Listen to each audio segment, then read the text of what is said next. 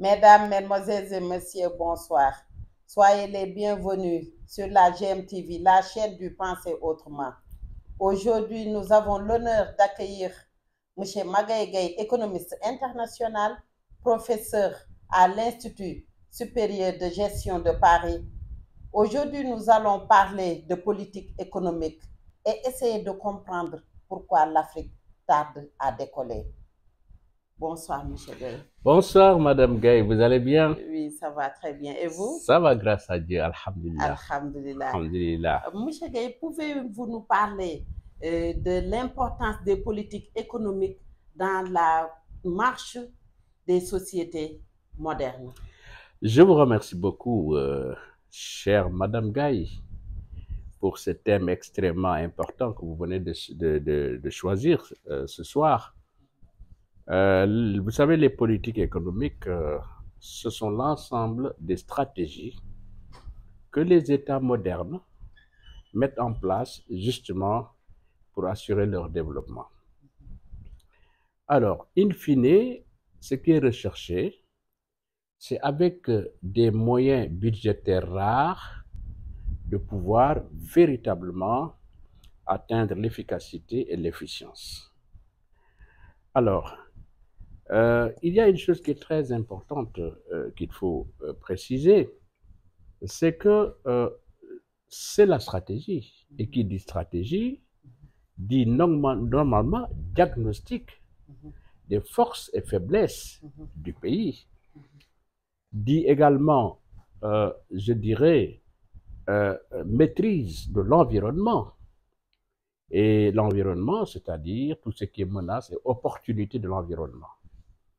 Alors, c'est à partir de là que les gouvernances doivent de définir des objectifs stratégiques, mais également de mettre en place des plans d'action pour pouvoir véritablement atteindre les objectifs, et tout ça dans le cadre également de moyens de contrôle. Alors, qui dit politique économique dit également quels sont les moyens dont disposent les États pour mener à bien leur politique économique. Il y a le budget, bien entendu, et le budget qui renvoie un peu à la fiscalité, c'est-à-dire aux impôts et taxes que les États prélèvent, mais également à l'endettement. Parce que vous savez que l'endettement n'est jamais une bonne chose lorsqu'il est excessif. Alors, les politiques économiques, vous savez, j'allais dire, en termes de retombées, ce qui est recherché, c'est en gros 4 éléments importants. C'est avoir une croissance soutenue, mais également une croissance inclusive, c'est-à-dire qui concerne pratiquement toute la population. C'est en même temps avoir moins, j'allais dire, d'inflation, c'est-à-dire des prix pas élevés. C'est également avoir un taux de chômage pas trop important. Sans oublier la nécessité pour le pays de pouvoir vendre plus à l'extérieur et importer moins de l'extérieur. Donc, c'est ce qu'on appelle en économie la balance commerciale. Alors, tout ceci, je pense que ce sont des éléments qui sont décisifs en matière de politique économique. Mais hélas, malheureusement, dans nos pays, on a tendance à compiler simplement des projets. Construire des routes par-ci, des écoles par-là, de manière disparate, alors qu'il fallait avoir un puzzle, c'est-à-dire mettre tout ça ensemble, dans une cohérence d'ensemble. Et c'est d'ailleurs ce que des pays comme la Chine font. La Chine, vous savez, aujourd'hui arrive, bien entendu, à la faveur d'une monnaie très faible, le yuan, à surtout mettre en place des politiques économiques extrêmement, j'allais dire, efficaces. Je donne aussi le cas de Singapour. Vous savez que Singapour, lorsqu'ils ont vu qu'ils n'avaient pas suffisamment de ressources, mais ils ont eu l'intelligence de trouver un positionnement stratégique. Ils se sont dit, ce que nous allons faire, c'est simple. On n'a pas de ressources, mais nous sommes entourés par des gens qui ont des ressources. Nous allons utiliser ces ressources pour les vendre, justement, à ce qu'on appelle des pays industrialisés. Donc, je pense que le thème de ce jour, il est important. Vous avez raison. la politique économique doit être décryptée, et d'où vraiment l'importance de voir quels sont les tenants et les aboutissants de, effectivement, cette politique économique. Quelles sont, selon vous, les contradictions fondamentales des politiques économiques en Afrique? Alors, je vous remercie beaucoup pour cette question, parce que vous savez que l'Afrique ne décolle pas, comme vous l'avez dit d'ailleurs dans votre introduction. L'Afrique tarde à décoller, vous l'avez dit tout à l'heure. Alors, moi, je vois qu'effectivement, il y a un certain nombre de paradoxes.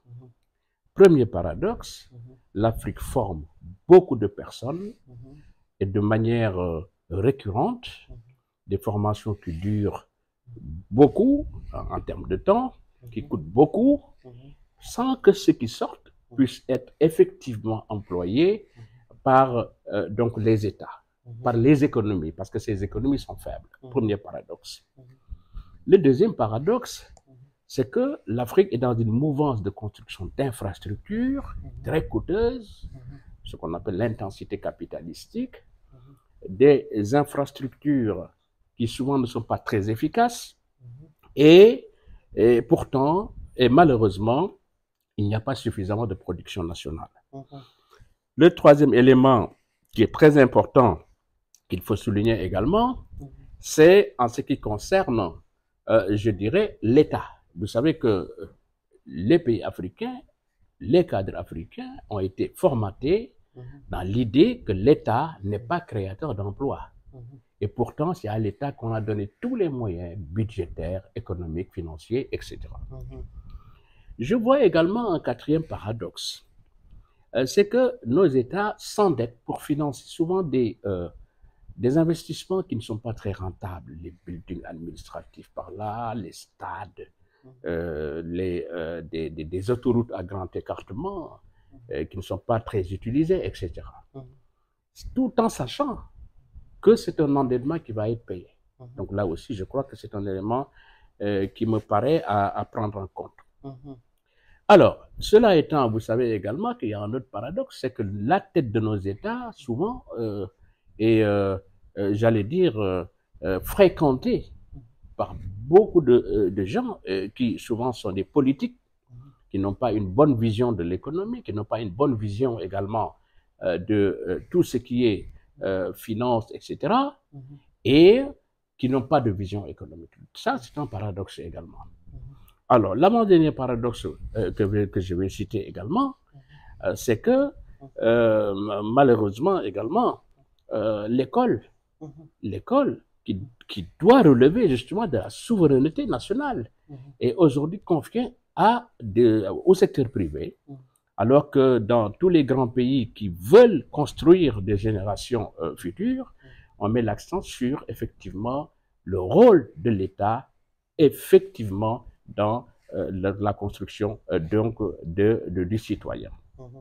Et enfin, le dernier élément que je vois, c'est que tout est concentré dans la capitale, alors qu'en réalité, il aurait suffi simplement d'un peu de politique d'aménagement du territoire et de décentralisation pour enclencher justement le développement. Donc je crois que tant qu'on ne lève pas comment dirais-je encore, cette distorsion. D'ailleurs, je voudrais ajouter aussi la question de la monnaie. Certains pays africains, notamment de la zone CFA, ont une monnaie qui plombe leur exportation.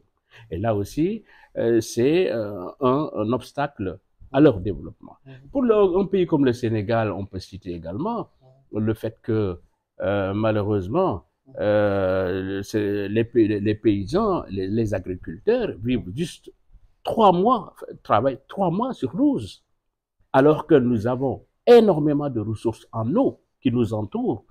Et je pense que tant qu'on n'aura pas résolu ces problèmes, Madame Gaye, il sera effectivement extrêmement difficile de sortir de la situation dans laquelle ces pays africains sont. Merci beaucoup, M. Gaye. Je vous remercie beaucoup, Madame Gaye. On est ravis de votre participation. Je vous remercie beaucoup, Madame Gaye, pour l'invitation. Merci beaucoup.